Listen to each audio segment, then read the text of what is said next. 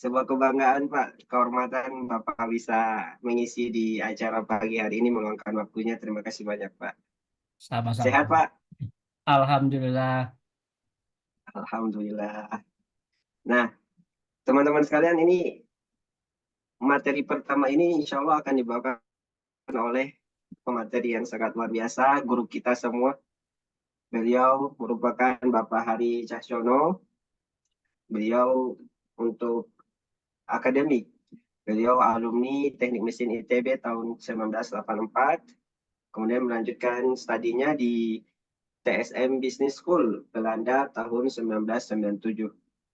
Nah, kemudian beliau juga sempat bekerja di PT Sempati Air, kemudian PT Minkom Indo Service, PT Staf Indonesia, dan seperti apa yang kita lakukan saat ini di bidang entrepreneurship, Bapak Hadi Cahyono memiliki banyak sekali pengalaman di bidang entrepreneurship di PT Abior International pada tahun 2009 dimulai. Kemudian PT Vikia Empresa Sistema pada tahun 2014, PT Jaya Teknologi Internasional pada tahun 2015, Connect World PTA Ltd tahun 2017, dan PT Amanin Internasional tahun 2021 sampai sekarang. Dan sama seperti Syamsul Ulum Business Community, kita juga ingin banyak ke arah sosial. Bapak Hadi Cahyono telah memberikan banyak panutan. Beliau juga aktif di bidang sosial seperti Yayasan Solidarity Forever, Ilta Ultra Marathon, dan juga salah satu kontributor VNI, teknologi yang COVID itu kita kenal bersama. Kemudian juga aktif kontributor di vaksin ITB dan juga sebagai bisnis mentor. Dan beliau mendapatkan penghargaan Ganesha Wirya Jasa Adi Utama 2018. Saya salah satu penggemar Bapak, utamanya di VNI Pak, waktu COVID. Pak itu Oh ya, mengikuti betul, Masya Allah. Semoga saya bisa mengikuti jejak Bapak Pak. amin, amin. Amin. Siap. Terima kasih banyak Pak atas Oke, uh, kesediaannya pada pagi ini. Mari kita dengarkan materi dari Pak Hari Cahyono. Kami persilahkan. baik. Izin bisa share screen? Silakan Pak. Udah bisa ya? Ya. Oke, baik.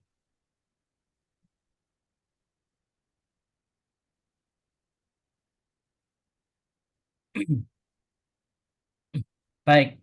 Assalamualaikum warahmatullahi wabarakatuh. Waalaikumsalam warahmatullahi wabarakatuh. Waalaikumsalam warahmatullahi wabarakatuh. Salam kenal adik-adik semua ya. Jangan kaget kalau di fotonya kok tadinya nggak gundul, sekarang kok gundul gitu ya. Tapi dijamin orangnya sama ya. Dijamin orangnya sama ya. Saya baru pulang saja dari umroh, jadi harus kepalanya digundulin gitu ya. Baik, kita mulai saja ya. Jadi adik-adik sekalian, jadi saya dihubungi oleh Fatur kemarin ya, Iya Pak. untuk memberikan memberikan materi mengenai market validation gitu ya.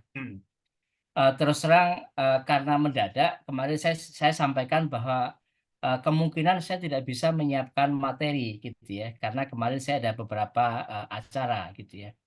Tapi alhamdulillah semalam saya masih sempat untuk menyiapkan materi ya, materi singkat mengenai market validation ini ya.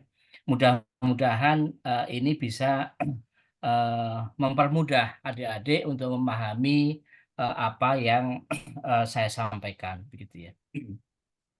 Jadi hari ini pagi ini ya saya akan berbicara khusus mengenai market validation gitu ya.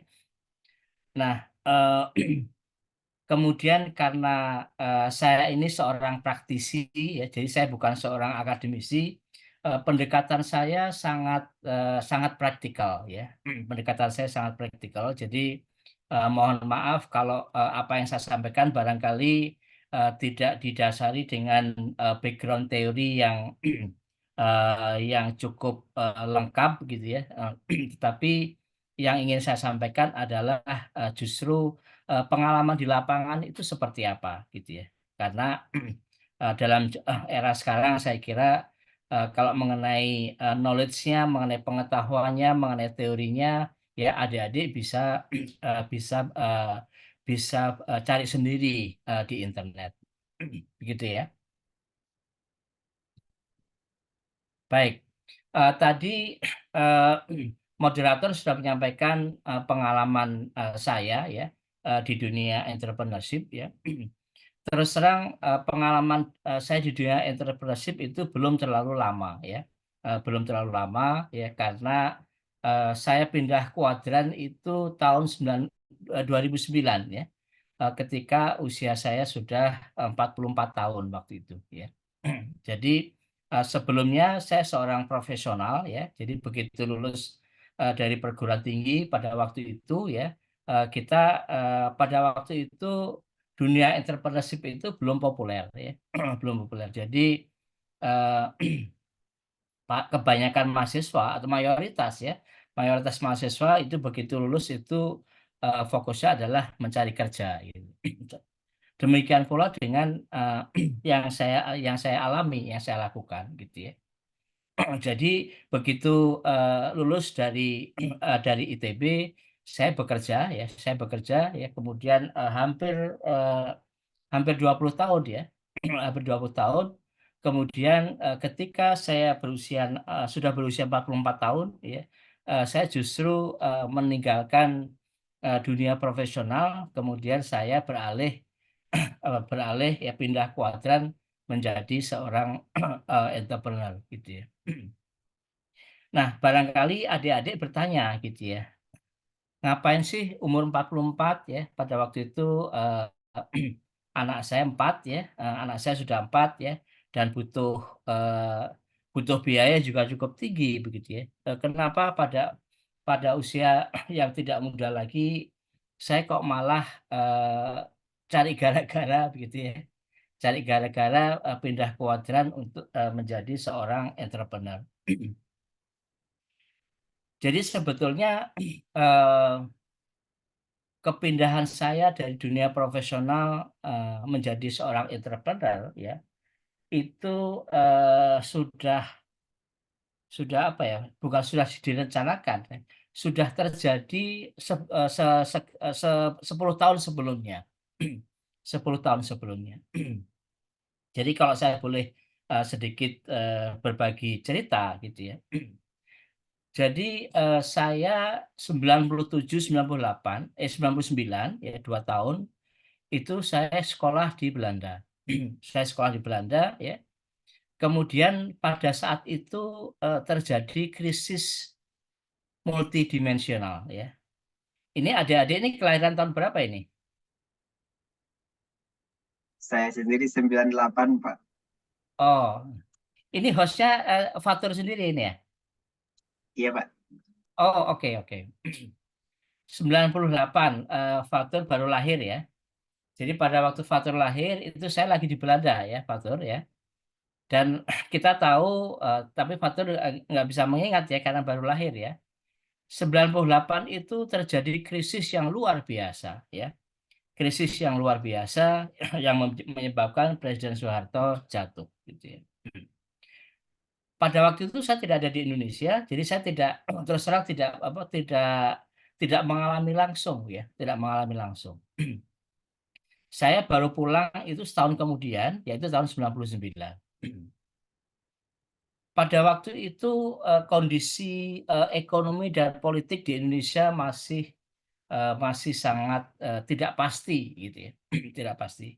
Jadi bayangkan saya pulang dari Belanda itu April 99 ya. Pada waktu itu suasana penuh ketidakpastian ya. Setiap hari itu di media, di televisi itu berita yang muncul itu berita negatif ya. Berita negatif dalam arti eh, bank A tutup ya, kemudian pabrik A tutup, pabrik B terjadi PHK yang besar-besaran dan sebagainya, gitu ya. Nah, dalam situasi seperti itu, ya, pada waktu itu saya sama sekali tidak berpikir bisa mendapatkan pekerjaan, gitu ya. Jadi ada semacam mental block gitu ya yang saya alami gitu ya, bahwa dalam kondisi seperti itu tidak mungkin ya, tidak mungkin saya melamar pekerjaan gitu ya. Itu tiba-tiba saja ya, tiba-tiba saja saya berpikir seperti itu, seperti ada mental block gitu ya. Sehingga begitu saya pulang, itu yang saya lakukan itu adalah, saya pergi ke sana kemari mencari kesempatan, untuk bisa, bisa berbisnis gitu ya, bisa berbisnis dengan, kondisi yang ada saya waktu itu kan. Karena nggak mungkin, nggak terpikir sama sekali saya, melamar pekerjaan, eee, untuk mencari pekerjaan gitu ya. Padahal pada waktu saya sekolah itu saya sudah resign ya, saya sudah resign dari perusahaan, sebelumnya gitu ya. Nah, alhasil setiap hari itu saya pergi ke sana kemari ya, ketemu dengan teman-teman gitu ya. Waktu itu saya pernah, berbisnis menanam tanaman gambas gitu ya di daerah Subang ya, Tapi gagal gitu ya, tapi gagal ya karena saya nggak punya background, petani ya, nggak punya modal yang cukup gitu ya. Nah, alhasil, begitu pula selama berbulan-bulan, sejak saya pulang dari Belanda, itu, diri saya tuh limbung gitu ya. Saya nggak ngerti mesti ngapain gitu ya. Sementara, waktu itu anak saya sudah 3 orang ya. Anak saya 3 orang ya, bagaimana saya waktu itu bingung bagaimana saya mesti, eee, menghidupi, keluarga begitu. Itu yang saya alami tahun 99 ya.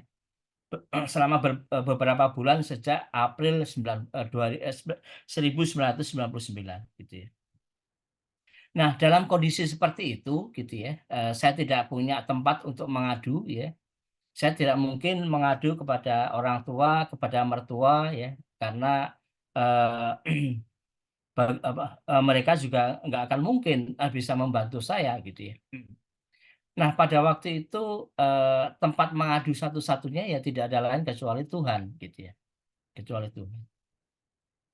Nah, dalam kondisi seperti itu ya, malam-malam itu saya sering, sering berdoa gitu ya, sering berdoa, saya juga sering menangis sendiri gitu ya, karena melihat, istri dan anak-anak, eee kok begini amat gitu ya, saya baru pulang dari Belanda, kok menghidupi mereka saya nggak mampu gitu ya, nggak kebayang bagaimana saya menghidupi mereka gitu ya.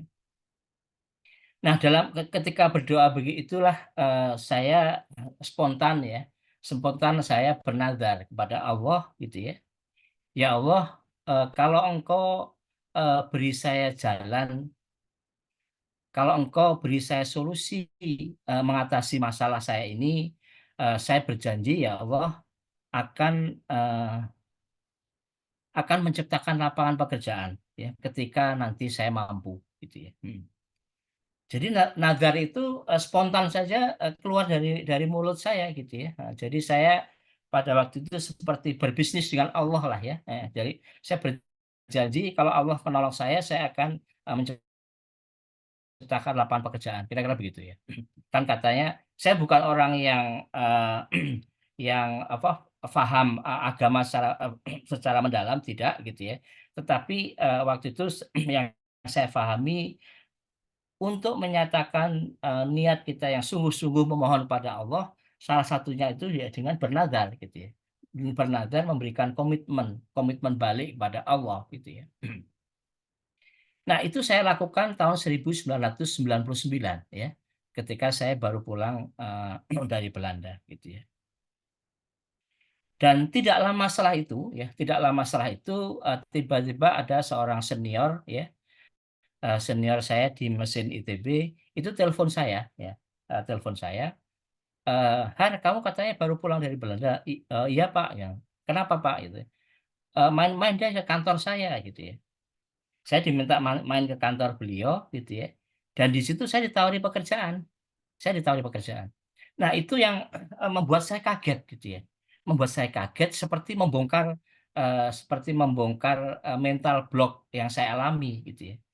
bahwa ternyata dalam kondisi seperti ini pun ada saja perusahaan yang mencari karyawan begitu ya. Nah, itu menyadarkan saya gitu ya, menyadarkan saya bahwa ternyata nggak benar ya asumsi saya selama ini bahwa dalam kondisi krisis seperti itu tidak mungkin saya mendapatkan tempat bekerja yang baru gitu ya. Nah, dari situlah akhirnya saya mulai mencari-cari lowongan pekerjaan ya, mencari-cari lowongan pekerjaan ya. Saya waktu itu setiap hari Sabtu itu ya, itu di harian Kompas itu ada satu halaman besar ya, satu halaman penuh itu isinya lowongan pekerjaan. Hmm. Jadi ternyata asumsi saya salah gitu ya, asumsi saya salah bahwa ternyata pada waktu itu masih banyak lowongan pekerjaan ya, masih banyak lowongan pekerjaan sehingga tidak apa eh, tidak mau kehilangan waktu, saya akhirnya melamar ke beberapa tempat melamar ke beberapa perusahaan ya. Salah satunya PT Minkom Indo Services ya. Saya ingat waktu itu saya melamar di 2 tempat saya, Minkom Indo Services sama DHL kalau tidak salah ya. Tapi yang manggil itu adalah PT Minkom Indo Services ini gitu ya. Kemudian saya mengikuti proses rekrutmen ya seperti biasa dan akhirnya saya diterima ya. Jadi 1999 itu saya diterima ya, saya diterima. Kemudian saya bekerja di PT Minkom Indo Services ini ya. Ini perusahaan Australia ya, bisnisnya adalah IT ya. Kemudian 2 tahun kemudian saya ditawari untuk pindah kerja ya ke PT SAP Indonesia ya. Kemudian setelah 2 tahun saya bekerja di PT SAP itu, saya ingat gitu ya, dari 2003 ya, itu saya ingat bahwa saya pernah bernadar ya, pernah bernadar bahwa kalau saya mampu, saya akan menciptakan lapangan pekerjaan gitu ya. Nah, definisi mampu ini kan relatif gitu ya, relatif. Nah, pada waktu itu akhirnya saya berpikir untuk mulai membuat perusahaan ya. Jadi 2003 itu saya sudah mulai membuat perusahaan ya. 2003 saya membuat perusahaan ya dengan niat untuk menciptakan lapangan pekerjaan itu gitu ya. Tetapi pada waktu itu saya masih belum berani resign ya. Saya masih belum berani resign ya. Jadi saya tetap bekerja, tetap menerima gaji bulanan ya. Tetapi di luar itu saya juga mendirikan perusahaan gitu ya. Dalam waktu setahun perusahaan itu bangkrut ya, perusahaan itu bangkrut ya. Kemudian saya mendirikan lagi perusahaan yang baru gitu ya karena saya berpikir nadar saya belum lunas gitu ya. Jadi 2004 kemudian saya mendirikan perusahaan lagi ya, belajar dari pengalaman sebelumnya gitu ya. Ternyata perusahaan itu juga tidak berkembang ya. Perusahaan itu tidak berkembang ya. Ditunggu setelah beberapa tahun ya, sampai 5 tahun ya. Saya tunggu sampai dari 2004 sampai 2009 itu ternyata perusahaan itu nggak berkembang ya. Jumlah karyanya hanya beberapa orang begitu ya. Dan pada waktu itu saya berpikir nadar saya belum terbayar ya. Nadar saya belum terbayar ya. Jadi 2008 kemudian akhirnya pada waktu itu saya mulai siap-siap gitu ya. Dari evaluasi saya kenapa bisnis saya itu nggak berhasil ya karena saya nggak all out gitu ya. Jadi saya masih bekerja ya.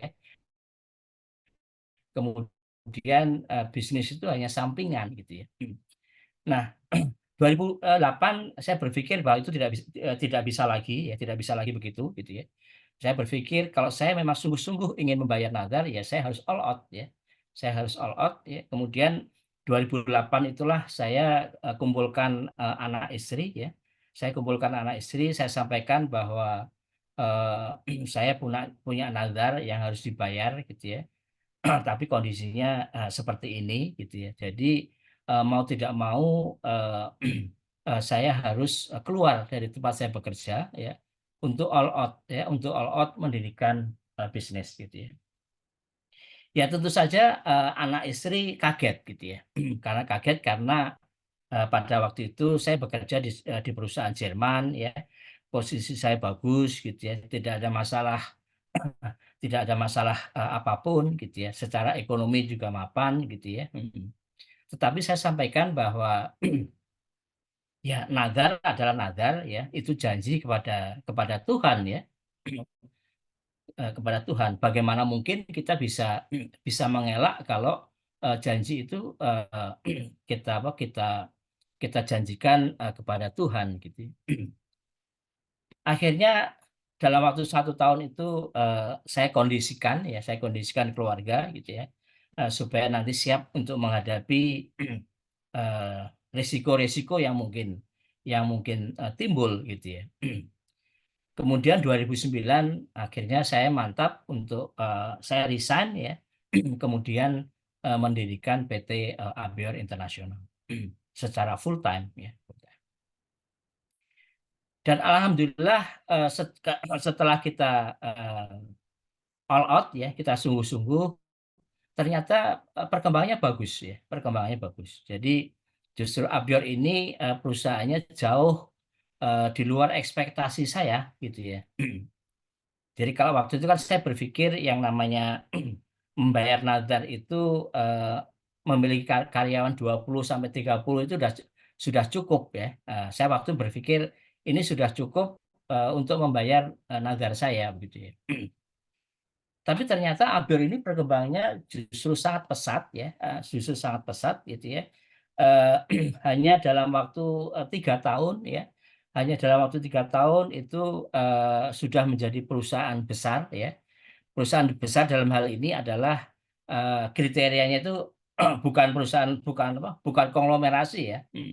Tapi perusahaan besar kriterianya pada waktu itu revenue di atas 50 juta, 50 miliar gitu ya.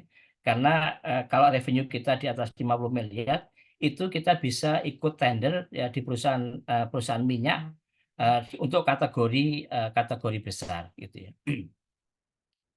Nah, jadi perusahaan itu tumbuh dengan sangat pesat gitu ya, sangat pesat ya. Eh, Akhirnya saya waktu itu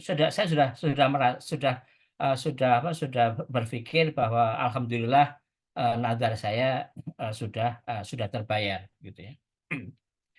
Kemudian sambil membesarkan PT Abior Internasional, kemudian saya pada waktu itu juga mendirikan beberapa perusahaan yang lain gitu ya, memberikan beberapa perusahaan yang lain, semangatnya sama gitu ya, semangatnya sama untuk menciptakan lapangan pekerjaan gitu ya. Eh, karena jumlah karyawan di Abior itu semakin lama semakin besar, semakin banyak gitu ya. Kemudian eh, banyak anak-anak yang berpotensi gitu ya, berpotensi. Kemudian pada waktu itu ketika mendirikan perusahaan-perusahaan seperti Virkea dan sebagainya, itu itu kita tawarkan kepada karyawan-karyawan yang mampu, yang sanggup untuk memimpin perusahaan-perusahaan tersebut gitu ya. Sehingga Prokura, JTI ya, Connect World ini dipimpin oleh anak-anak muda gitu ya, oleh anak-anak muda. Jadi saya sekarang sudah nggak ikut lagi gitu ya. Kemudian Abior ya, Abior itu semakin lama semakin besar gitu ya. Terakhir itu jumlah karyawannya hampir 400 orang ya, dan itu ternyata beban ya, ternyata beban ya, karena setiap bulan itu kita harus berpikir bagaimana menggaji begitu banyak karyawan ya, dengan gaji yang tidak murah gitu ya, karena Abior ini bisnisnya adalah SAP services gitu ya. To make the story short, intinya adalah kami merasa sudah tidak sanggup lagi ya, sudah tidak sanggup lagi mengelola Abior ini gitu ya. Karena bebannya semakin besar ya, karena ini service company yang tagihan di customer itu juga sering telat gitu ya. Jadi kita sering kalah cash flow gitu ya.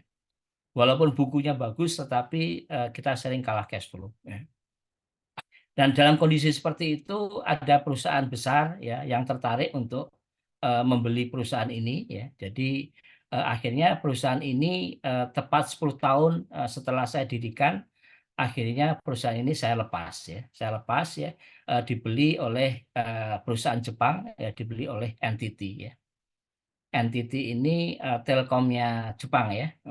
Jadi adik-adik kuliah di Telyu harusnya familiar ya dengan NTT ya.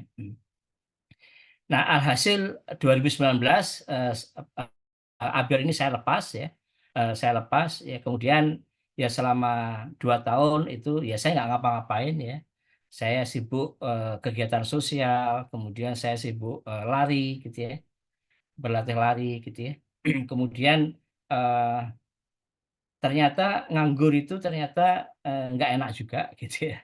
Nganggur itu ternyata nggak enak juga. Akhirnya 2021 ya, 2021 akhirnya saya memutuskan untuk membuat perusahaan baru ya, namanya PT Amanin Internasional ya, atau lengkapnya PT Amanin Inteligensia Internasional ya. Jadi berbeda dengan Abior yang service company ya. Kalau Amanin ini adalah product company. Gitu ya. Jadi itu perkenalan dari saya ya.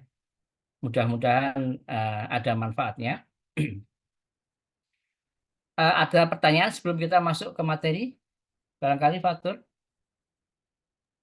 Silakan kepada seluruh peserta. Mungkin belum Pak, kita lanjut dulu Pak. Belum ya? Baik. Baik.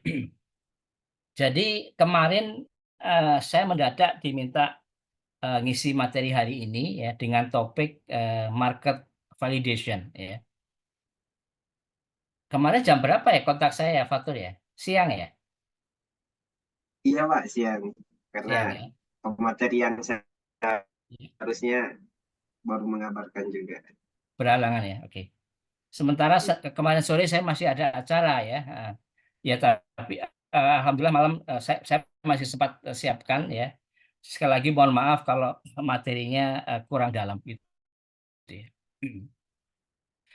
Baik. Jadi ketika kemarin saya diminta mengisi materi mengenai market validation gitu ya. Itu saya spontan langsung terpikir untuk bercerita ketika mendirikan bisnis baru ya PT Amanin Internasional ini gitu ya. Kenapa? Ya karena mungkin prosesnya ini relevan dengan topik yang kita diskusikan gitu ya. Kalau Abior itu tidak terlalu relevan ya karena waktu itu tidak perlu divalidasi ya. Jadi pada waktu itu saya bekerja di SAP ya, di SAP Indonesia ya. Saya tahu marketnya, saya tahu kebutuhan pasarnya seperti apa gitu ya. Jadi ketika saya keluar dari SAP, kemudian saya membuat perusahaan sebagai partnernya SAP ya. Ya jadi marketnya itu sudah jelas ya, sudah jelas. Ya, jadi sudah saya pahami gitu ya. Jadi tidak perlu divalidasi lagi gitu ya. Tinggal dijalankan saja gitu ya. Tetapi berbeda ketika 2 tahun yang lalu ya, 2 tahun yang lalu saya memutuskan mendirikan perusahaan baru ya di bidang IT produk ya, berbasis artificial intelligence gitu ya. Pada waktu itu saya tidak tahu mesti mulai masuk dari mana gitu ya. Yang jelas pada waktu itu saya berpikir saya nggak mau membuat service company lagi ya, tapi saya ingin switch menjadi produk company ya, menjadi produk company. Pertanyaannya produk seperti apa yang akan saya buat begitu. Sementara saya ini bukan bagian dari perusahaan besar gitu ya, bukan dari perusahaan besar ketika mendirikan Amanin ini gitu ya. Kalau perusahaan besar itu kan mereka punya resources, punya luxury ya. Sebelum meluncurkan produk baru, mereka melakukan market research yang mendalam gitu ya, yang mendalam. Mereka melihat semua aspek gitu ya untuk memvalidasi benar nggak sih produk ini ada marketnya. Ya. Dan itu proses yang panjang dan sangat mahal ya, dan sangat mahal. Dan itu nggak mungkin saya lakukan 2 tahun yang lalu gitu ya.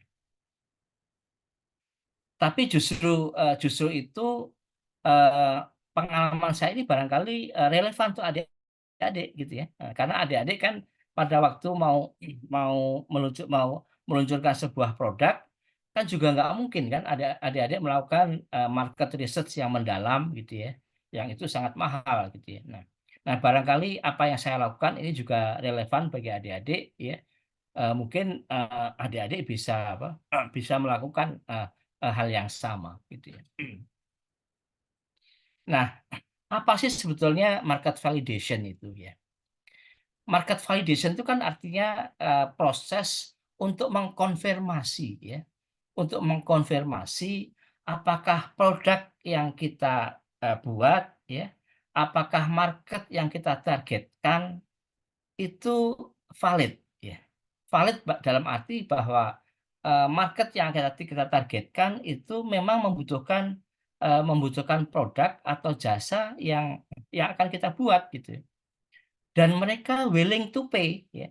Mereka mau membayar gitu ya.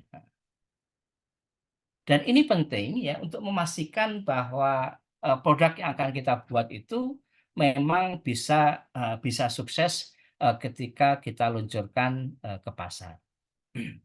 Jadi itu definisi market validation yang saya pahami ya. Apakah benar demikian Fatur yang diharapkan? Benar, Pak. Terima kasih Benar banyak, ya. Pak. Baik. Baik, jadi saya nggak salah ya. Jadi kita berbicara market validation ya karena kita ingin meluncurkan produk atau services ya kepada target market yang kita inginkan gitu. Nah, kalau kita bicara teori ya, apa sih yang kita lakukan pada proses market validation ini gitu ya. Tentu saja kita harus mendefinisikan sebetulnya target kita tuh siapa sih gitu ya. Nah, target kita tuh siapa ya? Siapa yang kita targetkan bahwa mereka itu target marketnya cocok ya dan mereka mau membayar untuk produk atau jasa yang kita tawarkan gitu. Jadi itu harus clear ya, harus clear bahwa target kita itu adalah ini gitu ya. Kemudian untuk memvalidasi apakah produk kita ini sesuai dengan kebutuhan mereka ya kita tentu saja butuh feedback dari mereka. Kita butuh feedback dari mereka, kemudian kita melakukan assessment apakah betul-betul target market kita tuh punya interest ya dan punya kebutuhan akan produk atau service atau produk yang kita lakukan ya. Kemudian dari proses itu kita terus melakukan improvement ya, Kemudian kita juga akan mengukur gitu ya, seberapa besar market tersebut gitu ya, dan seberapa willing mereka untuk membeli produk kita ya. Kira-kira secara garis besarnya kira-kira seperti itulah market validation itu. Jadi kita punya produk, punya services ya, kemudian kita mentargetkan pasar tertentu ya. Kemudian kita uji apakah mereka itu memang membutuhkan produk kita begitu. Lagi-lagi itu tidak mudah ya. Lagi-lagi itu tidak mudah ya. Jadi ini yang ikut program Sulbi ini kebanyakan background-nya apa, Fatur? Background pendidikannya? Variasi, Pak. Ada teknik, ada manajemen, bisnis, Oke. ada industri juga. Mayoritas manajemen sih, Pak. Bisnis. Mayoritas manajemen. Oke. Oke. Mudah-mudahan kalau mayoritas manajemen bisa lebih baik ya. Karena yang berbahaya itu kalau mayoritasnya teknik yang seperti saya ini gitu ya. Orang teknik, insinyur itu sering terjebak ya. Sering terjebak kalau berbisnis ya. Termasuk saya ya. Jadi insinyur seperti saya ini sering terjebaknya kita ingin membuat produk tertentu ya. Setelah produknya jadi baru kita memasarkan gitu ya. Baru kemudian kita memikirkan pasarnya siapa dan sebagainya. Ya. Jadi kita sering terjebak pendekatan produk push ya, produk push. Ya. Padahal harusnya nggak begitu, teorinya nggak begitu. Ya. Teorinya adalah market pull ya. Jadi kita mulai dari demand, dari market ya, mulai dari market. Ya. Jadi bukannya kita mulai dari produk, tetapi kita mulai dari market. Idealnya ya. Jadi idealnya pendekatannya itu adalah market pull ya, bukan produk push. Tetapi ya, pendekatan market pull itu juga tidak mudah ya.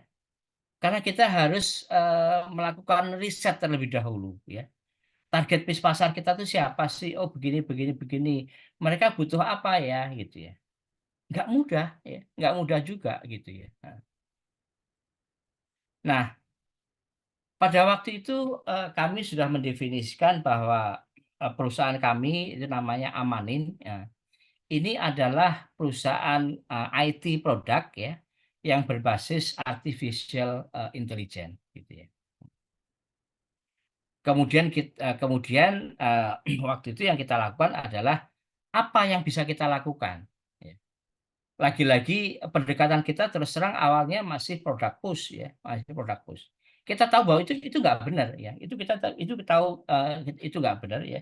Tetapi kita tidak punya pilihan ya, kita tidak punya pilihan kecuali kalau begini gimana. Nah, akhirnya kita waktu itu mencoba mendevelop produk terlebih dahulu ya, kemudian kita tawarkan ke market gitu ya.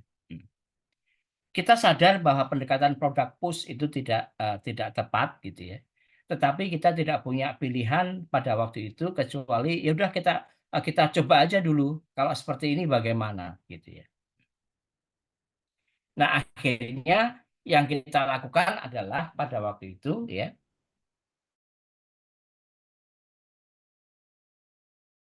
yang paling kanan ya. Paling kanan CCTV management system ya. Ini yang kita kembangkan pada waktu itu ya. Pendekatannya simpel ya karena waktu itu tim kita punya kemampuan di sana ya, punya kemampuan untuk mengembangkan software ya, CCTV management system ya. Mereka sudah belasan tahun di situ ya. Kemudian kita berpikir belum ada di Indonesia ini perusahaan yang spesialis di situ gitu ya. Kemudian why not kita coba gitu ya. Lagi-lagi kita tahu bahwa itu bukan pendekatan yang benar gitu, tetapi waktu itu eh, nggak ada pilihan kecuali opsi itu yang kita lakukan. Kemudian kita mengembangkan CCTV management system ini ya. Kemudian kita tawarkan ke sana kemari ya. Kita tawarkan ke sana kemari ya. Selalu first impression-nya bagus gitu ya. Oh ini bagus sesuatu yang baru gitu ya. Tetapi ujung-ujungnya nggak ada yang beli. Nggak ada yang beli.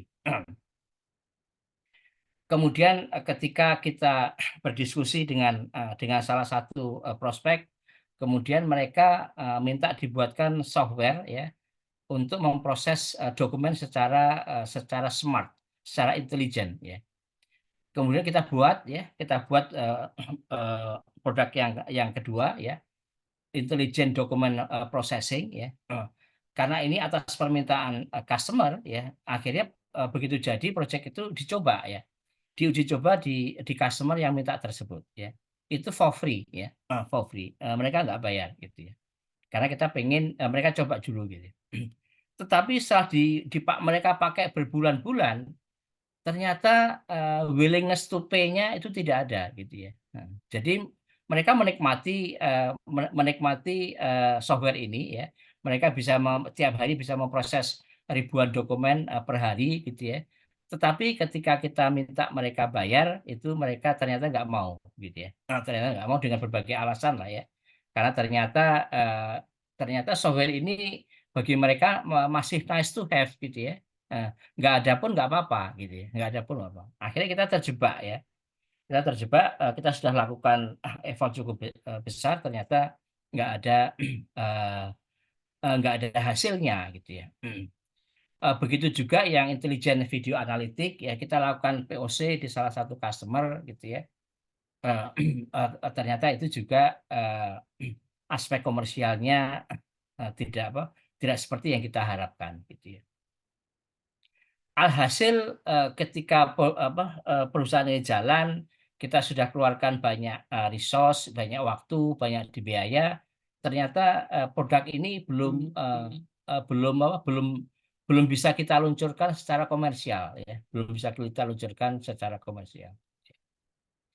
Nah, itulah tantangan kalau kita membuat perusahaan berbasis produk, ya, yang kita tidak sanggup merumuskan secara tepat produk yang dibutuhkan oleh pasar itu seperti apa, gitu ya.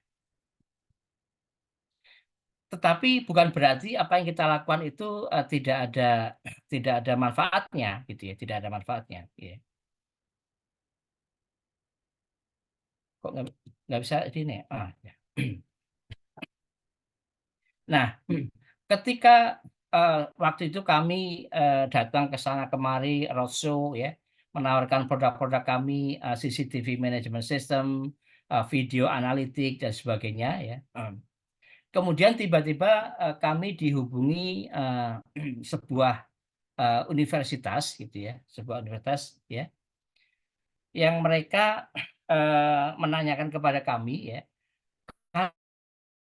kalau kami punya kemampuan mengembangkan produk video analitik, ya, menurut mereka harusnya kami bisa, ya, kami bisa mengembangkan software, ya, yang mereka butuhkan, ya, yang butuhkan. Jadi ceritanya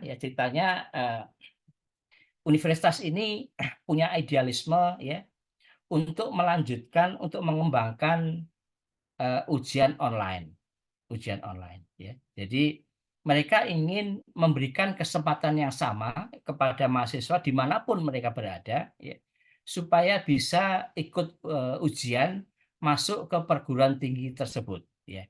Ini salah satu idealismenya mereka, gitu ya, karena mereka ingin menjaring mahasiswa terbaik dari manapun, ya, bukan hanya dari kota-kota besar saja, tetapi dari manapun di seluruh wilayah Indonesia ini, ya, supaya mereka bisa ikut tes, ya. Jadi mereka pada waktu itu mencari solusi, ya, solusi untuk pengawasan ujian online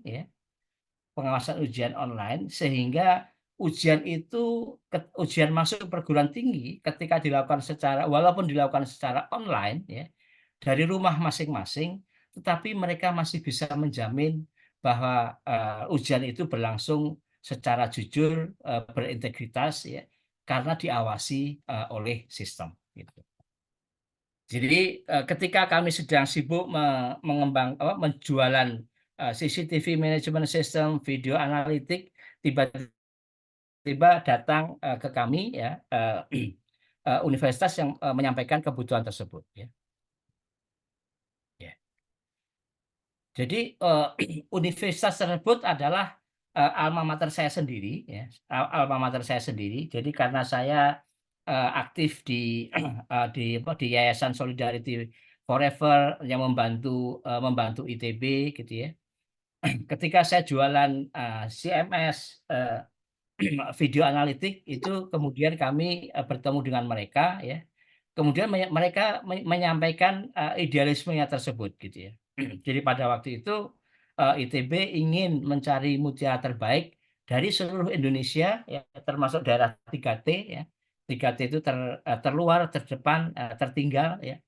Jadi daerah-daerah seperti Maluku Utara, Nias, ya, NTT, begitu ya. ITB ingin memberikan kesempatan yang sama kepada mereka, gitu ya. Nah, caranya bagaimana? Caranya ujian online, ya. Karena kalau ujiannya itu mereka harus datang ke Bandung, ya. Mereka harus terbang dari Maluku ke Bandung hanya untuk ikut tes, ya. Kemungkinan besar mereka nggak mau, ya. Karena belum tentu diterima, gitu ya. Sementara mereka harus keluar uang banyak, gitu ya. Nah, itu yang mereka sampaikan, ya. Dengan segala requirement-nya, artinya sistem ini harus handal, ya, walaupun koneksi internetnya tidak terlalu stabil gitu ya. Ya. Nah, pada waktu itu ya sebelum ketemu dengan kita itu mereka sudah sourcing ya, sudah mencari software tersebut dari mana-mana ya. Mereka sudah cari software dari mana-mana ya. Eh, pada waktu itu awal tahun ini ya, mereka itu sudah hampir memutuskan menggunakan solusi dari India ya. Jadi ketika mereka cari ke sana kemari, mereka ketemu solusi dari India ya. Mereka pada waktu itu sudah mau memutuskan ya, ya. Kemudian ketemu dengan kita, sorry, akhir tahun lalu ya, bukan awal tahun ini. Kemudian ketemu dengan saya ya, kemudian mereka tahu saya mengembangkan produk berbasis AI ya, video analitik gitu ya. Kemudian mereka nanya gitu ya, sanggup nggak amanin memenuhi kebutuhan mereka gitu ya. Kemudian mereka cerita ya kebutuhannya seperti ini gitu ya. Nah, kemudian pada waktu itu kami minta dikasih kesempatan untuk melakukan review terlebih dahulu ya. Dan bagusnya mereka itu ya karena hubungan kita baik ya, mereka ngasih kesempatan kita ya untuk masuk sebagai tim mereka untuk menganalisa software yang akan mereka pakai ya. Jadi ketika mereka meeting dengan calon vendor tersebut, itu tim kita dimasukkan ya. Ada 2 orang tim kita masuk ke timnya ITB ya untuk ikut sama-sama mereview software tersebut ya. Dan bagi perusahaan baru seperti Amanin, ini kesempatan yang sangat berharga gitu ya. Karena kita langsung masuk ke dalam dapurnya vendor perusahaan yang sejenis gitu ya.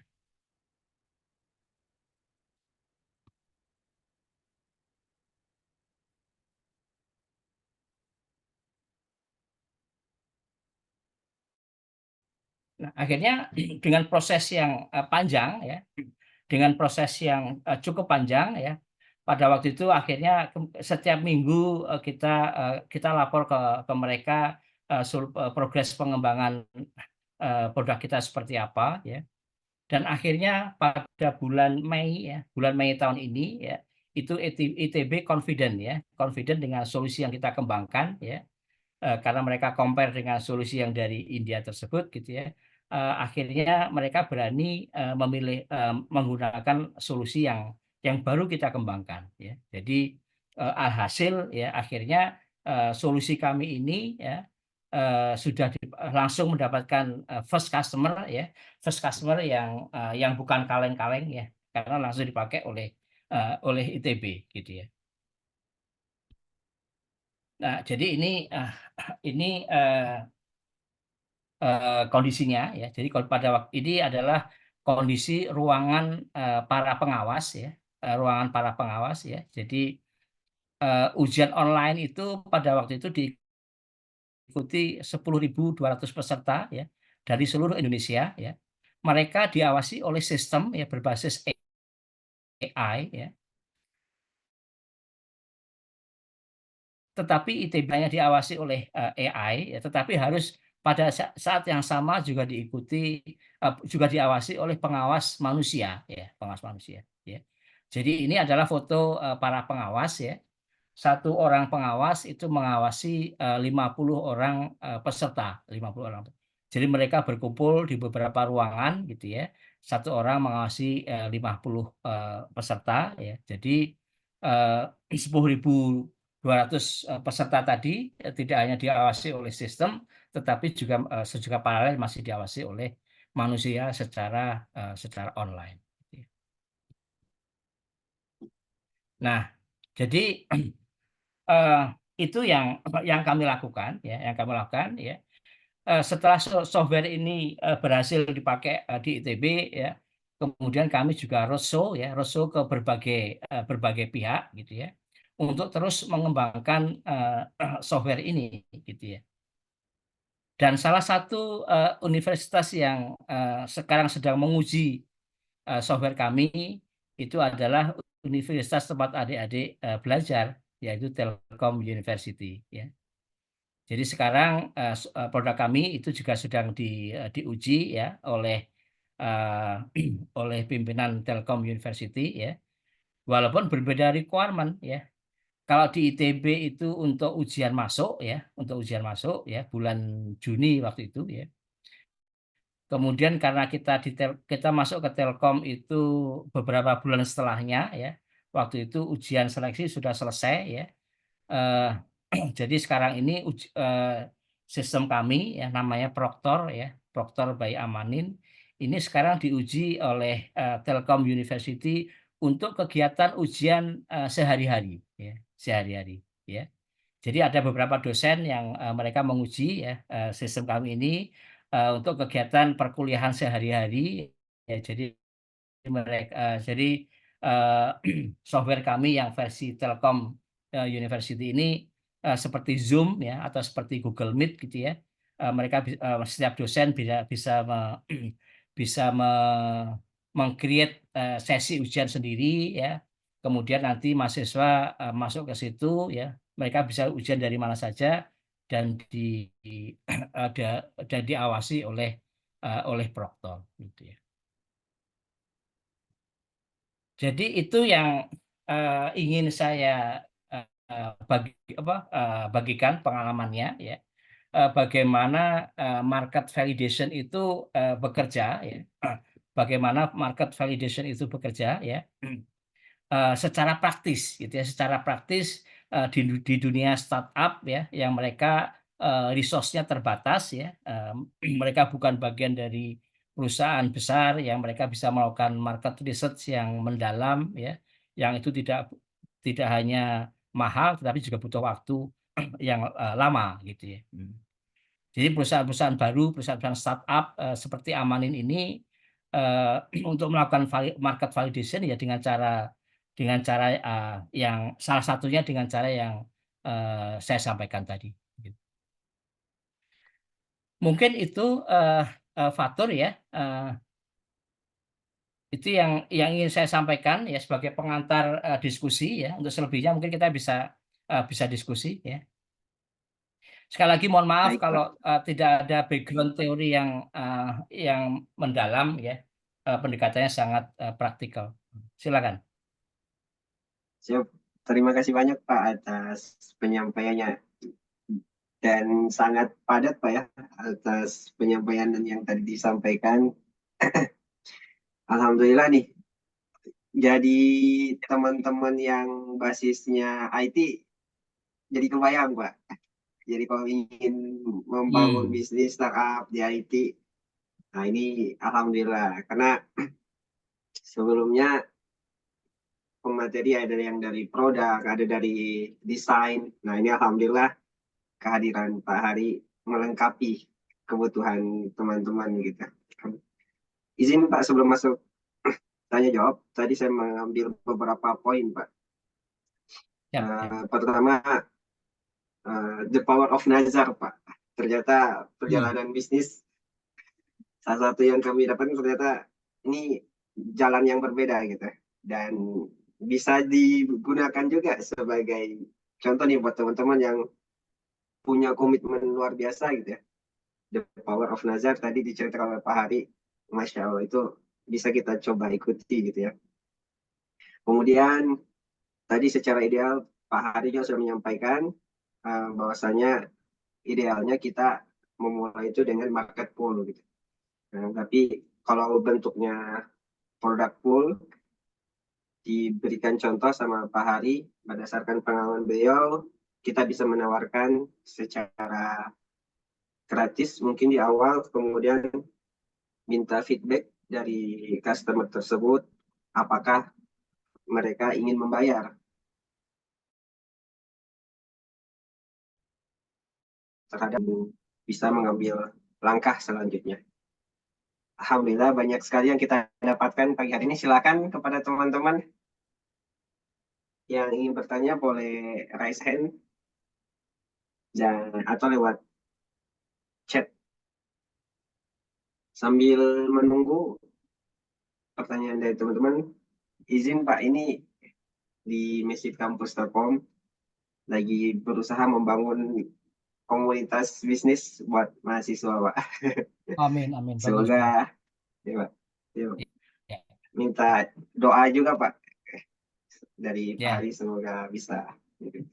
Silakan amin. teman-teman, Ya, karena ada yang kami ya kan Pak. kami kan juga dekat dengan dengan Telkom ya, Telyu ya. Jadi ya Iya nanti Pak. kalau pas saya ke sana nanti saya kontak Fatur deh. Mungkin kita kalau Iya ngobrol Pak, siap langsung Pak. lebih apa?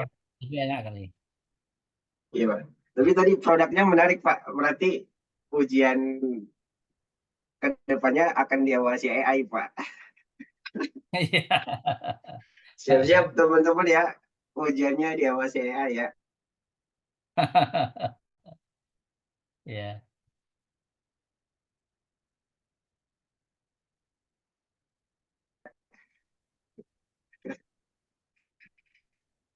Fatur koneksinya nge-freeze ya.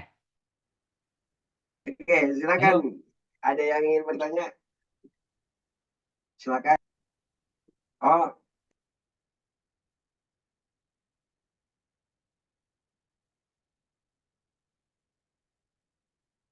masih di mute ya?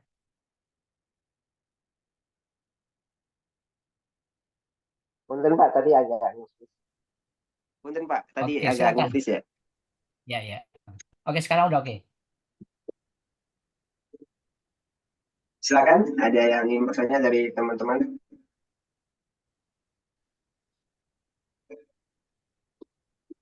Kebanyakan memang di sini masih mencari sih Pak, masih mencari bisnis dan ada beberapa yang kebanyakan memang di sini masih mencari sih Pak, masih mencari ini.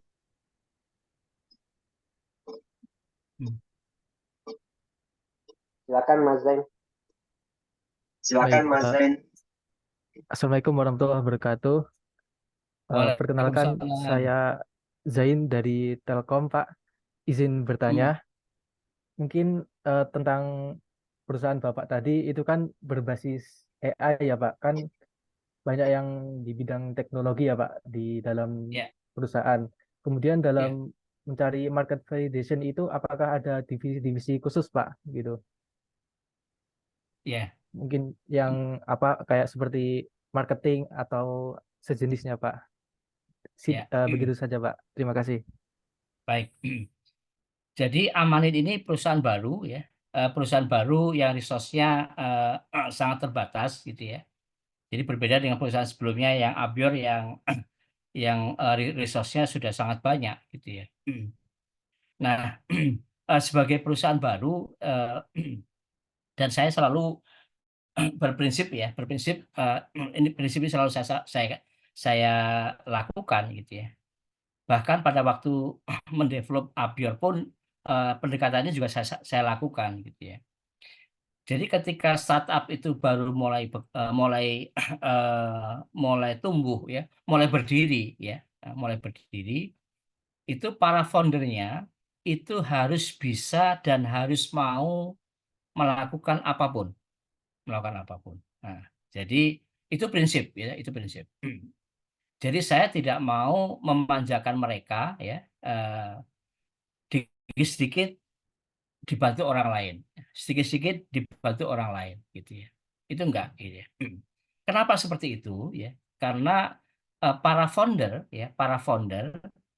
itu mentalitasnya harus bisa melakukan apapun ya. Mereka harus bisa melakukan dari A sampai Z gitu. Itu seorang founder itu harus punya mentalitas seperti itu gitu ya. Kemudian mereka juga harus sangat cost conscious ya, cost conscious. Jadi sangat peduli dengan cost gitu ya. Bukan karena mereka nggak punya uang gitu ya, tetapi sebagai sebuah startup ya, itu cost consciousness itu sangat basic ya, sangat penting ya, sangat penting untuk ditegakkan gitu ya. Jadi jangan manja, sedikit-sedikit beli services, sedikit-sedikit minta bantuan orang lain, ya. Nah, walaupun mungkin kita punya uang, gitu. Nah itu yang kita lakukan. Ya. Nah alhasil ya, semua kegiatan yang kita sampaikan tadi itu semuanya dilakukan oleh para founder ya, founder kita berempat ya, kita berempat, jadi semuanya harus dilakukan ya, kecuali kalau sudah kapasitasnya sudah nggak mungkin lagi ya, ya tentu kita harus rekrut orang lain. Misalnya kalau programmer tentu ya karena bisnis kita di sini kita akan rekrut programmer untuk untuk mendevelop produk tersebut gitu ya. Tetapi programmer tersebut bekerja juga harus dalam arahan para founder gitu ya. Jadi ada founder yang memang spesialisasinya di teknologi gitu ya. Jadi sehingga pekerjaan para developer itu juga diawasi secara ketat oleh sang founder gitu ya.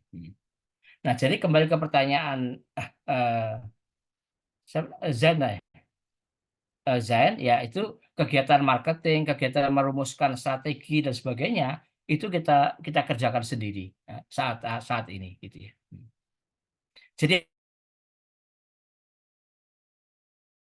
hal-hal yang strategik itu kita harus lakukan Baik, Pak. sendiri. Terima kasih. Begitu kan? Nah, oke. Ada lagi yang lain? Silakan, ada lagi. Silakan. Ada Ahmad ya. Ahmad yang angkat tangan dulu. Sebelumnya, apakah suara saya terdengar? Kedengaran. Bismillahirrahmanirrahim. Assalamualaikum warahmatullahi wabarakatuh. Waalaikumsalam. Silakan, Ahmad, Mbak. videonya bisa dinyalain Ahmad supaya Oh kebayang. iya, bentar Pak. Kameranya Bu disiapin Pak.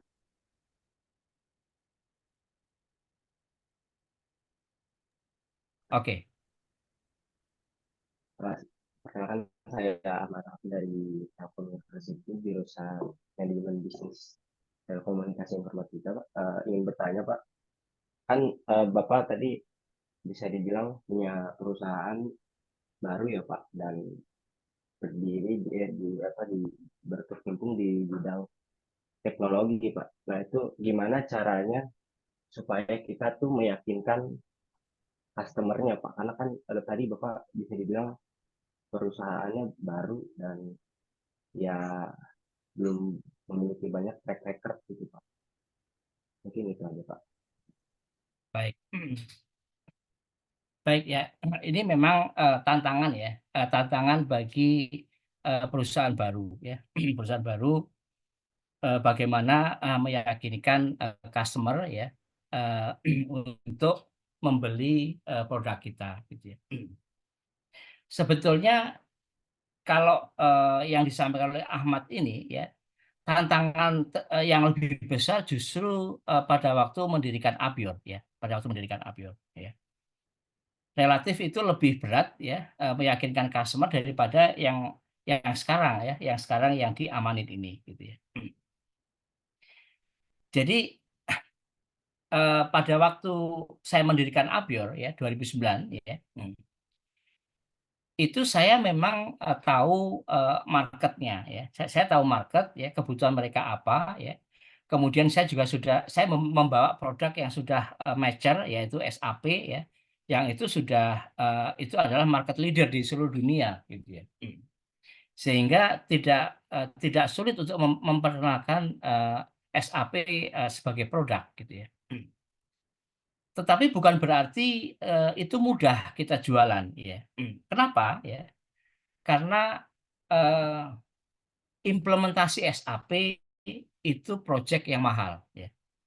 Implementasi SAP itu proyek yang mahal, itu miliaran rupiah nilai proyeknya ya. Sementara pada waktu itu Abior kan perusahaan baru. Yang tadi Ahmad bilang kan kita belum punya track record gitu ya. Nah, caranya bagaimana ya? Bagaimana ya? Pada waktu itu yang kami lakukan adalah kami menggunakan strategi co-branding. Strategi co-branding itu apa? Ya, jadi kita mengasosiasikan perusahaan kita ya dengan perusahaan yang lain yang sudah trusted ya.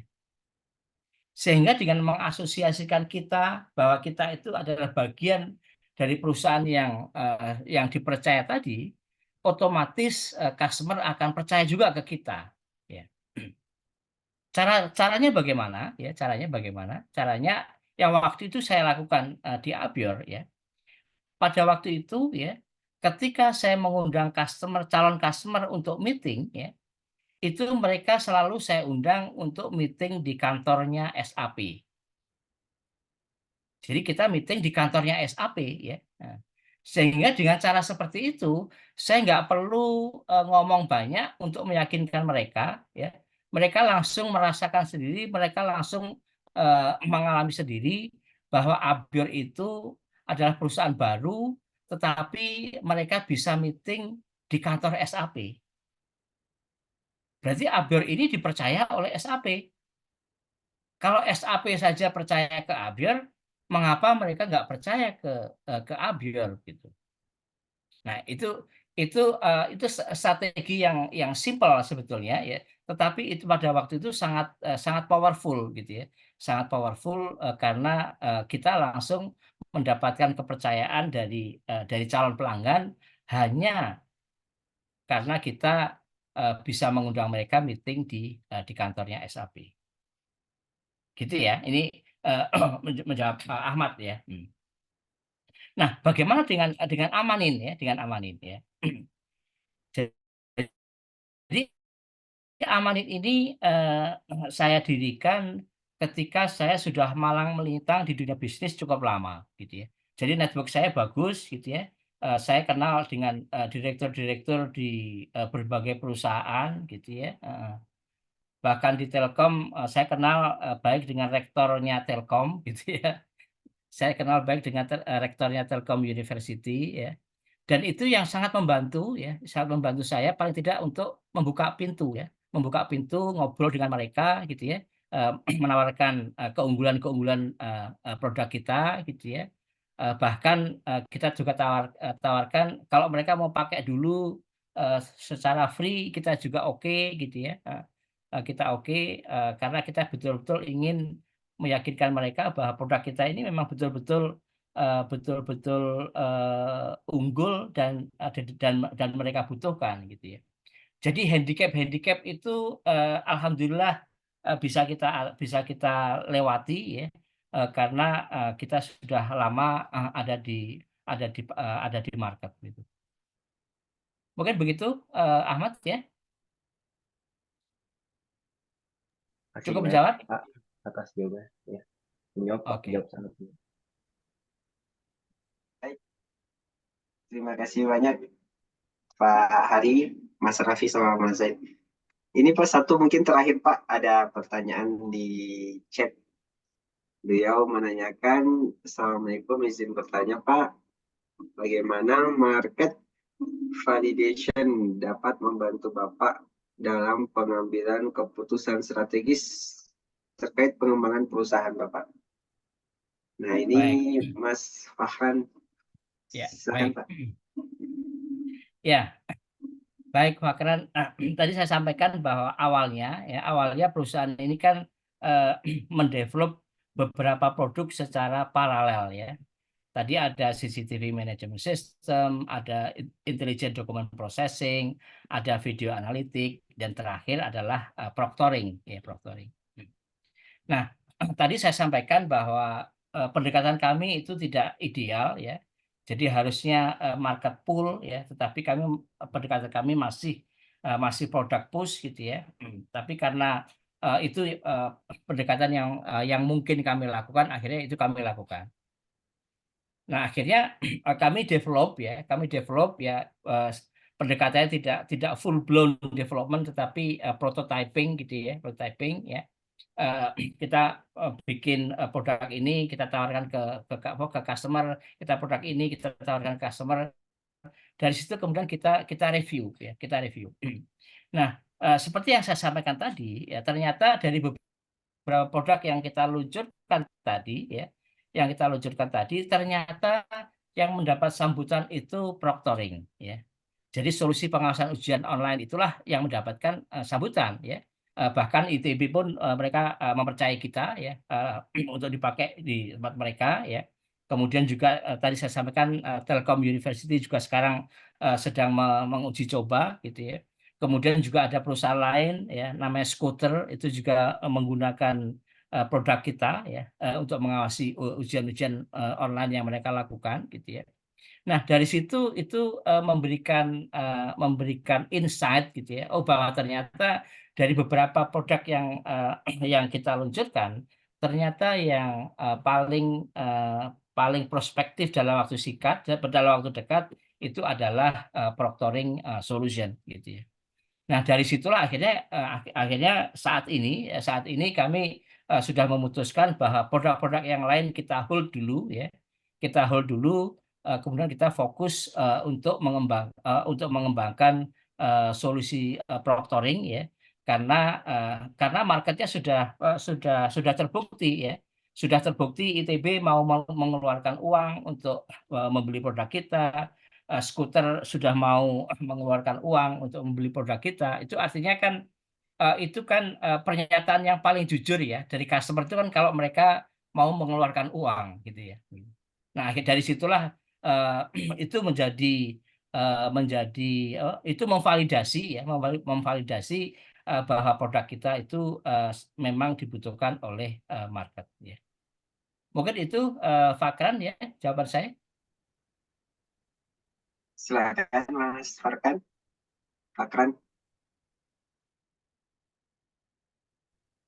Aman ya? Oke. Oke.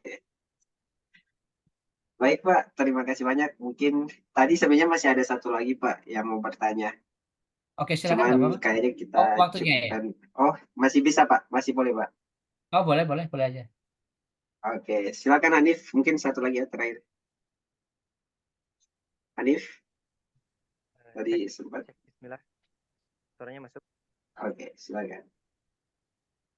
Mungkin ini melanjutkan dari diskusi sama Bang Fatur kemarin ya tentang kalau seandainya kita sudah memvalidasi market gitu ya, kita sudah mencocokkan banget bahwa ternyata market ini butuh, tapi kita itu tidak punya kompetensi untuk mewujudkan produk atau jasa yang bisa kita buat gitu Pak. Itu kalau dari sudut pandang Bapak, kiranya bagaimana yang harus kita lakukan? Mungkin singkat aja segitu Pak.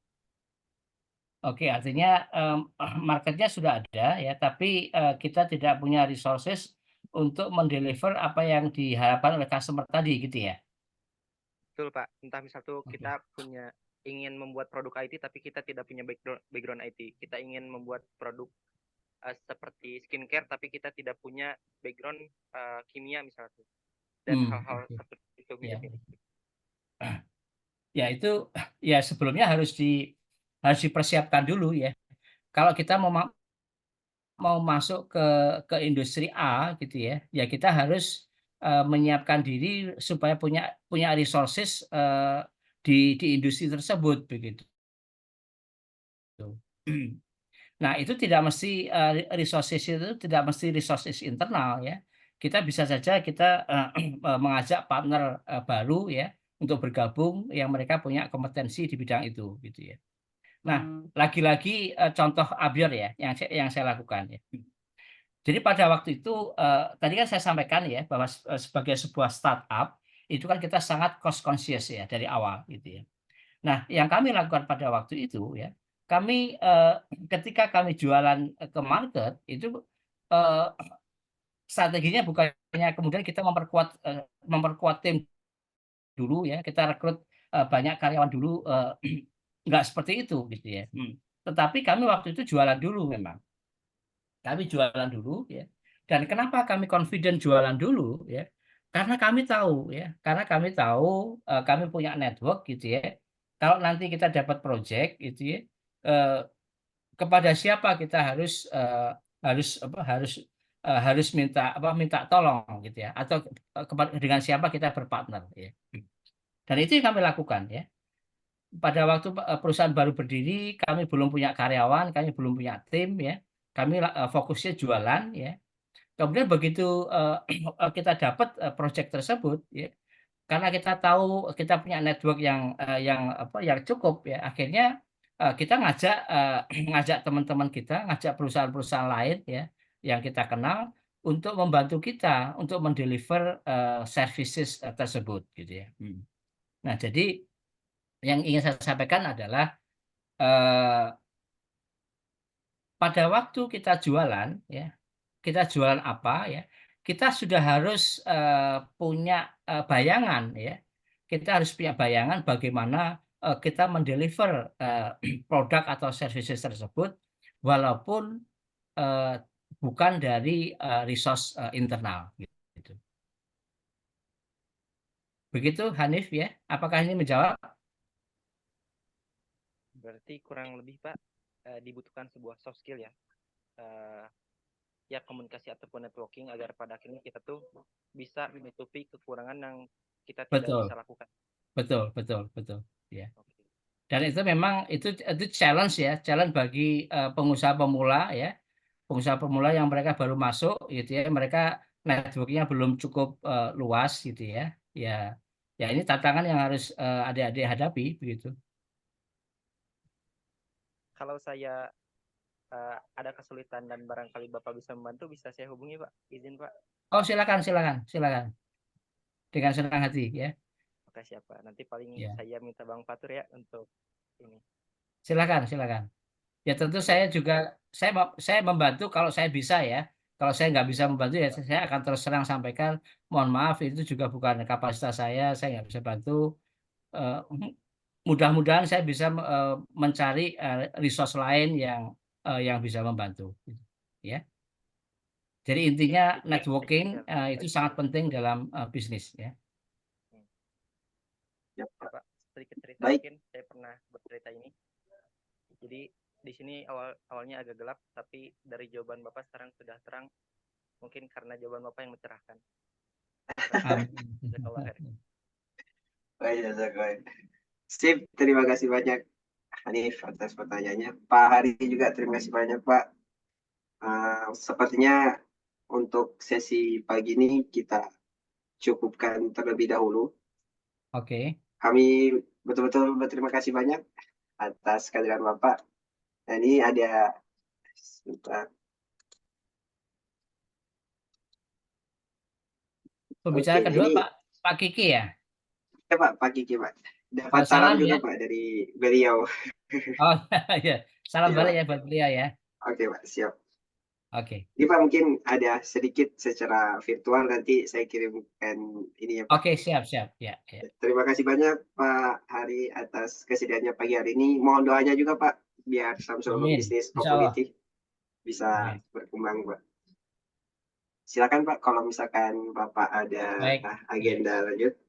Oke, makasih ya. Baik Pak, Sukses terima ya kasih buat banyak adik Pak. semua, ya. Amin. Ya, Amin. Assalamualaikum.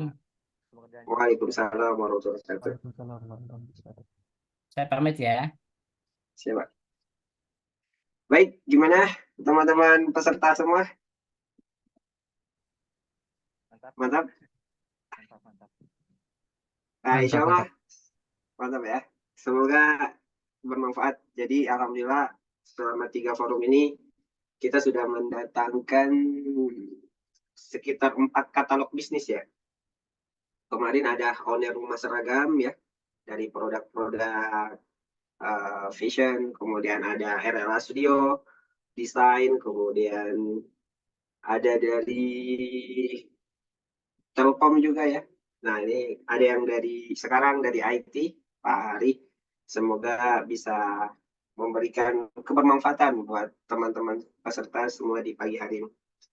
Nah insya Allah sambil menunggu pemateri kedua kita, insya Allah materinya design thinking yang akan dibawakan oleh Bapak Dr. Tiki Sudiana. Setelah mungkin kita akan mulai di pukul 10.18 atau 10.15. Jadi mungkin silahkan kepada teman-teman bisa manfaatkan waktunya dulu untuk istirahat, ambil minum, kopi, dan lain-lain gitu ya. Oke, kita kembali lagi 10.15. Sekian, Assalamualaikum warahmatullahi wabarakatuh. Waalaikumsalam.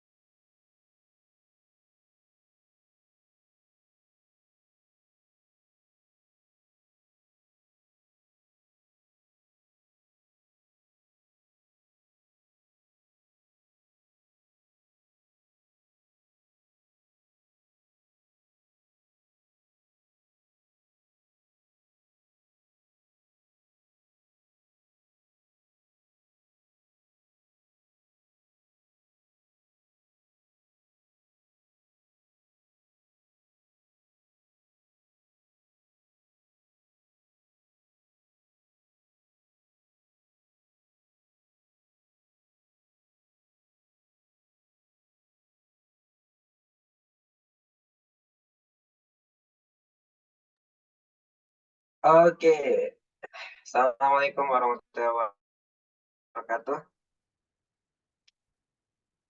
Apa semuanya sudah bergabung kembali di Zoom? Coba saya uji satu orang ya, beberapa ya. Mas Sanif, udah ada? Udah siap?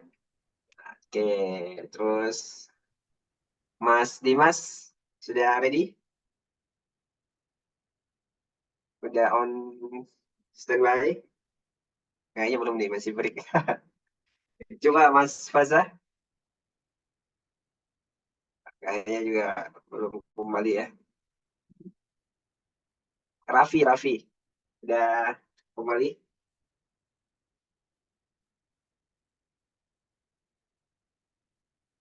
Oke, sip. Oke, terima kasih banyak Mas Faza. Oh, alhamdulillah nih, alhamdulillah kita mulai lagi ya kegiatan kita di pagi hari ini.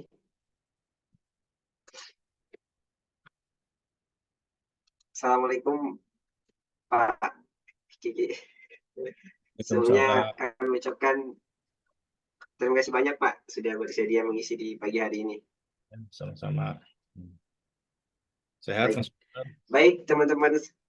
Alhamdulillah sehat Pak. Bapak sehat Pak? Alhamdulillah sehat-sehat. Tadi dapat salam Pak dari Pak Hari katanya Pak. Oh iya, Pak Hari. Ya, ya. Sudah lama nggak ketemu. Ya, Ya, salam. siap Pak. Oke, baik teman-teman semua kita masuk pada materi kedua di sesi pagi hari ini. Forum ketiga, Syamsul Ulum Business Bootcamp. Program dari Syamsul Ulum Business Community. Baik teman-teman, tadi pagi kita sudah masuk materi terkait market validation. Nah, insya Allah materi kedua ini kita akan berbicara tentang design thinking yang akan dibawakan oleh pakarnya langsung. Alhamdulillah kita bisa menghadirkan spesialisnya langsung. Ada Bapak Dr. Kiki Sudiana, GPHR.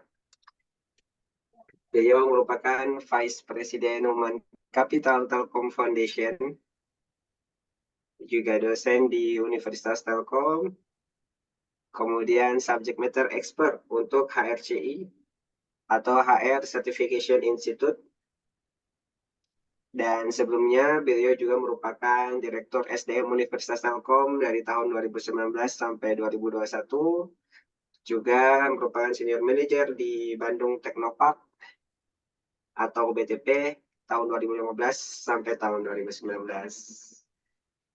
Baik, Pak Kiki, kami serahkan ke Pak untuk memberikan materinya. Dipersilakan, Pak. Ya, baik. Terima kasih, Mas Fatur. Bismillahirrahmanirrahim. Assalamualaikum warahmatullahi wabarakatuh. Waalaikumsalam. Alhamdulillahilladzi alafa baina qulubina fa asbahna bi ni'mati ikhwana asyhadu an la ilaha illallah wa asyhadu anna Muhammadan abduhu wa rasuluhu la nabiyya ba'da. Teman-teman sekalian, pada pagi hari ini saya diminta untuk memberikan sharing. Minta ini screen share-nya. Minta sharing tentang design thinking. Bentar. Oh ya udah. Oke, kasih. Udah ya. Ya. Ya. Oh salah. Bukan dalam pendidikan, design thinking aja lah ya. Ini terakhir. Design thinking ya. Design thinking ini apa namanya? Apa sih design thinking begitu? Bagaimana dia bekerja dan bagaimana dia bisa menyelesaikan masalah-masalah yang ada di sekitar kita. Sebelum kita mulai, mungkin kita coba interaktif ya, karena ini pada off cam semua. Saya harus ngecek ini off camnya pada dengerin apa enggak nih. Ada yang siapa yang sudah pernah mengetahui design thinking? Ketik angka 1 ya, mengetahui design thinking. Coba ketik angka 1 di chatnya. Kalau yang belum, klik ketik angka 0. Ketik angka 0 yang belum. Oke. Zain pasti karena dari MBTI ya.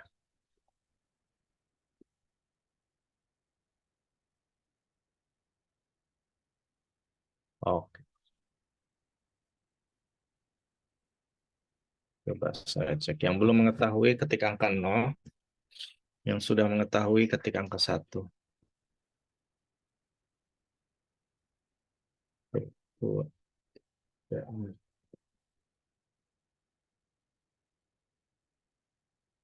Oke. Nah, setidaknya saya tahu yang sedang menyimak ada 7 orang. Baik, ya nggak apa-apa. Ya, baik. Jadi kebanyakan memang ada yang setengah, nggak apa-apa. Baru remang-remang gitu ya. Baik. Sebelum lanjut, saya memperkenalkan diri mungkin sama seperti yang tadi ya. Saya Kiki Sudiana, saya dosen di FEB. Mata kuliah yang saya ampu ya design thinking ini gitu ya. Saya juga kalau sehari-hari juga bekerja di kantor yayasan pendidikan Telkom sebagai VP Human Capital gitu. Saya juga ada bisnis yang sekarang masih jalan. Ada 2 Lightbox Studio itu mungkin hanya ini aja pegang sahamnya ya. Lightbox Studio itu studio foto khusus untuk foto produk, dan Paratag Integrated Farm itu saya sedang senang-senangnya beternak sekarang ya. Jadi saya di sana ada peternakan cacing sama peternakan domba cross dorter begitu. Persiapan pensiun. Lantas insya Allah mau diseriusin ya itu ya. Itu saya background saya di dunia SDM dan juga inovasi ya, keinovasian gitu. Baik, pertama itu tentang design thinking. Apa itu design thinking gitu ya? Apakah dia sama dengan desain grafis? Apakah dia itu desainer mode atau desain interior gitu ya? Nah, design thinking itu dia tidak berkenaan dengan desainer grafis, desainer mode, desainer interior gitu. Tapi dia adalah desainer solusi, perancang solusi gitu.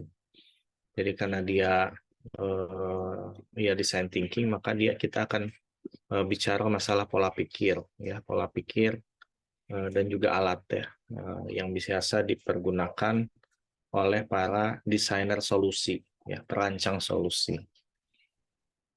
Ya, jadi kita akan bicara bagaimana kita melakukan perancangan terhadap solusi dari